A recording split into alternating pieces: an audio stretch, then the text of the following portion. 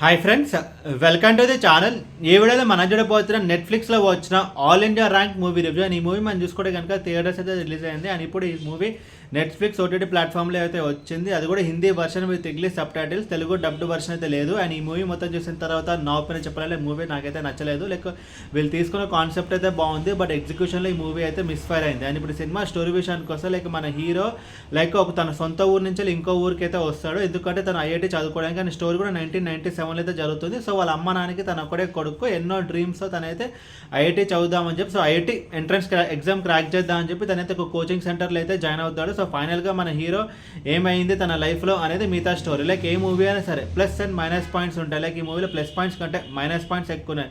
And first plus points గురించి మాట్లాడుకుంటే like రెండు ప్లస్ పాయింట్స్. ఒకటి, ఈ మూవీ యొక్క run time just 1 hour 40 minutes ఉంటుంది. ఒక క్విక్ వాచ్గా మనం ఈ మూవీని అయితే కంప్లీట్ చేయగలుగుతాం. అండ్ ఇంకొక ప్లస్ పాయింట్ అంటే లైక్ వీళ్ళు తీసుకునే కాన్సెప్ట్ అయితే బాగుంది.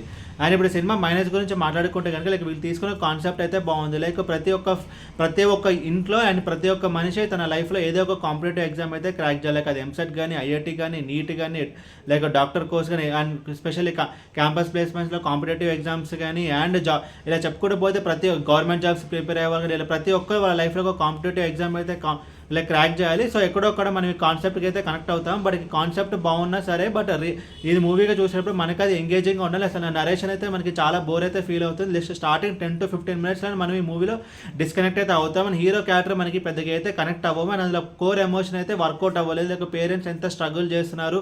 సో మనం ఇప్పుడు సూర్య రిపోర్టర్ మూవీ మనం చూసుకుంటే కనుక లైక్ సూర్య క్యారెక్టర్ మనకు కనెక్ట్ అవుతాం. సో సూర్య ఫైనల్గా తన లైఫ్లో సాధించినప్పుడు మనమైతే లైక్ ఎగ్జైట్మెంట్ అనేది ఫీల్ అవుతాం. బట్ ఈ మూవీలో అదే అయితే ఉండదు అన్నమాట. సో హీరో క్యారెక్టర్ మనం అయితే పెద్దగా అయితే ఏం కనెక్ట్ అవ్వము. అండ్ లైఫ్ అండ్ మిగతా క్యారెక్టర్స్ ఉంటాయి, లైక్ అది కూడా పెద్దగా అయితే ఇంపాక్ట్ ఉండదు. అండ్ ఈ హీరో వన్స్ ఐఐటీ కోచింగ్ సెంటర్లో జాయిన్ అయిన తర్వాత ఎలాంటి ఒక స్ట్రగుల్ అయితే ఫేస్ చేస్తారని చెప్పి ఆ స్ట్రగుల్ కూడా మనకి ప్రాపర్గా చూపించారు. అండ్ వాళ్ళ పేరెంట్స్ ఎలాంటి స్ట్రగుల్ ఫేస్ చేస్తున్నారు, వాళ్ళు లైక్ ఎంత కష్టపడి చదివిస్తున్నారు అని అది కూడా ప్రాపర్గా అయితే ఏం చూపించారు.